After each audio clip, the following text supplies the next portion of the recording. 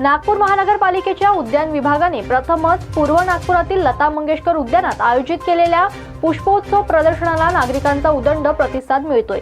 महापालिका आयुक्त डॉक्टर अभिजित चौधरी यांच्या मार्गदर्शनाखाली व अतिरिक्त आयुक्त आचल गोयल यांच्या नेतृत्वाखाली उद्यान विभागाने पूर्व नागपुरातील लता मंगेशकर उद्यानात प्रथमच सुंदर पुष्पोत्सवाचे आयोजन केले आहे। हा पुष्पोत्सव पाहायला नागरिकांची मोठी गर्दी होताना दिसून आली।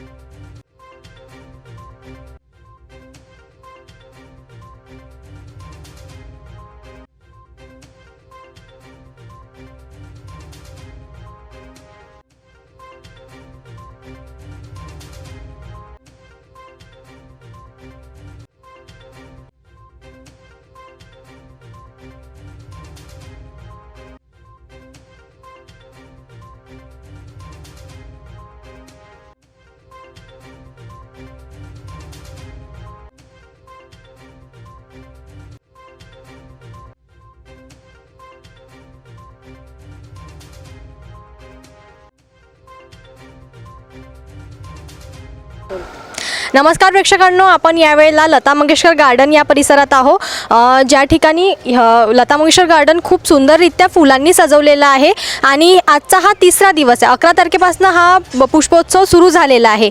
लहान मुलांपासून ते मोठ्या माणसांपर्यंत हे सगळ्यांना आकर्षित करत आहे। तर आपण इथे आपल्याबरोबर नगरसेवक आहे, आपण त्यांना विचारूया हे करण्यामागचं काय उद्देश आहे आणि हे किती दिवस राहणार आहे। सर, तुमचं नाव सांगा आणि यामागचं काय उद्देश आहे तुमचं आणि किती दिवस हे कार्यक्रम राहणार आहे हे सुद्धा सांगा। प्रदीप पोहाणे, मी या क्षेत्रातला नगरसेवक आहे, स्थायी समितीचा अध्यक्षही होतो। मनमोहक फुलांची प्रदर्शनी, ज्यामध्ये आपण वेगळे फुलं जे नागपूरच्या वेदरमध्ये चांगल्या पद्धतीने सुंदर ते असे फूल उजळू शकतात, त्यांचा जे हा जो वेळ आहे म्हणजे हा ज्या साधारण जानेवारी फरवरी महिन्यामध्ये जे फुलं सुंदरतेने आपल्यासमोर दिसू शकतात, हे अशा फुलांची प्रदर्शनी आपण या इथे लता मंगेशकर गार्डन इथे आज आयोजन केलं आहे। याच्या मागे उद्देश असा आहे की नागपूर शहरात येणारे जितकेही लोक आहेत त्यापर्यंत आपल्याला हा मेसेज देणे आहे की फुलं कशा पद्धतीने जगवले पाहिजे, कशा पद्धतीने ते लागले पाहिजे। आणि बऱ्याचदा असं कन्फ्युजन होते की आपण कुंडीला झाड लावतो घरी, पण ते झाड लागल्यानंतर ते जगत नाही, त्याला फूल येत नाही। त्याच्यामागे हे कारण असते की ठराविक काळामध्येच ठराविक झाडाला फूल लागते, अशी त्याच्यामागे आपली परिभाषा आहे।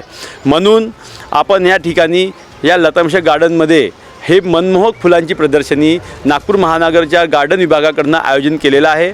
आणि आपण बघत असाल इथे वेगळ्या पद्धतीचे फुलं, फक्त गुलाब आहे, झेंडू आहे, हे वेगळ्या पद्धतीचे असे कमी 40-50 प्रकारचे वेगळे फुलं या ठिकाणी आपण प्रदर्शनाकरता लावलेले आहे।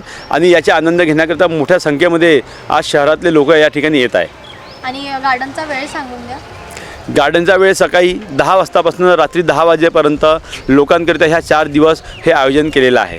आणि सर, मग हे प्रोग्राम संपल्यानंतर इथे जे काही केलेलं आहे ते सर्व सरकवण्यात येईल की तसंच ठेवण्यात येणार आहे? नाही, आता लता मंगेशकर गार्डन हा पहिले जेव्हा सुरुवातीला सन 2002मध्ये जेव्हा हा तयार केला होता तेव्हा हा संगीत उद्यान होता। पण आता त्या संगीत उद्यानाची तेव्हा कुठल्या कारणामुळेच ते चालू शकलं नाही, म्हणून आता लता मंगेशकर आपण फ्लावर्स उद्यान आपण याला तयार केलेला आहे। हा 4 दिवसाचा कार्यक्रम झाल्यानंतर एक ठराविक वेळ म्हणजे सकाळी आपला 6 वाजतापासून 9 वाजेपर्यंत, सायंकाळी 4 वाजतापासून 7 वाजेपर्यंत असा कालावधीमध्ये हा गार्डन लोकांकरिता सुरू राहणार आहे।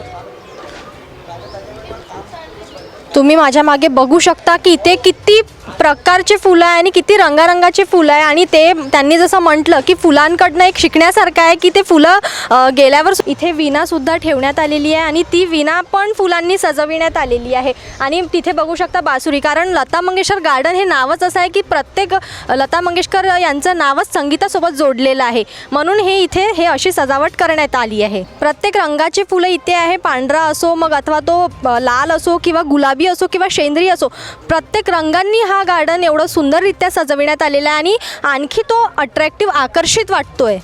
आणि लहान मुलांकरिता ती ट्रेन सुद्धा सुंदररित्या सजविण्यात आलेली आहे, म्हणजे लहान मुलांना सुद्धा इथला आस्वाद मिळतोय। तुम्ही बघू शकता इथे वाढलेल्या झाडांवर सुद्धा इथे किती सुंदर कुंडी लावून इथे फुलं सजविण्यात आलेले आहे। त्यामुळे हे झाड आणखी सुंदर दिसायला लागलेलं आहे. जसं आपल्या सर्वांनाच माहिती आहे, उद्या व्हॅलेंटाईन डे, उद्या 14 फेब्रुवारी आणि उद्या व्हॅलेंटाईन डे आहे. त्यानिमित्त इथे खूप सुंदररित्या हार्ट सजविण्यात आलेला आहे गुलाबाच्या फुलानं. व्हॅलेंटाईन डे त्याचं महत्त्वच एक हार्टनी असते आणि गुलाबाच्या फुलांनी असते, तर ते दोन्ही इथे करण्यात आलेलं आहे आणि छान हार्ट आणि त्याच्यावर ते फुलांनी सजविण्यात आलेलं आहे. लता मंगेशकर गार्डनमधून कॅमेरा पर्सन विलाससह संपदा गौरकर, कारा न्यूज, नागपूर.